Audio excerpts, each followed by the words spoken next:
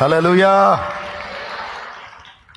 నీలాంటి ప్రేమ కలిగిన వ్యక్తిని కోల్పోయినటువంటి తల్లిదండ్రులు కావచ్చు, పిల్లలు కావచ్చు, భర్త కావచ్చు, భార్య కావచ్చు, నువ్వు నా అనుకున్న వ్యక్తి కావచ్చు,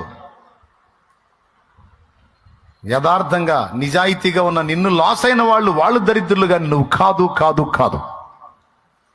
కాబట్టి విషయాలను తిరిగేసి చూసుకోవద్దు. విషయాలని సాతాను నిన్ను మభ్యపెట్టడానికి, దెబ్బతీయడానికి రకరకాలుగా చూపిస్తాడు. అలా చూసి ప్రాణాల మీదికి తెచ్చుకోవద్దు. ఎప్పుడు గుర్తుపెట్టుకోండి, మనుష్య బంధాలన్నీ టెంపరరీ, తాత్కాలికం. అవన్నీ స్థిరమైన ప్రేమలు కాదు. వాటి మీద నువ్వు ఎక్కువ వాంఛలు పెంచుకున్నావంటే పిచ్చెక్కిద్ది.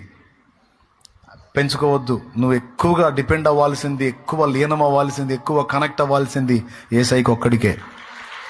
నేను ఎక్కువగా డిపెండ్ అవ్వాల్సింది, కనెక్ట్ అవ్వాల్సింది, ఆనుకోవాల్సింది యేసయ్యకే.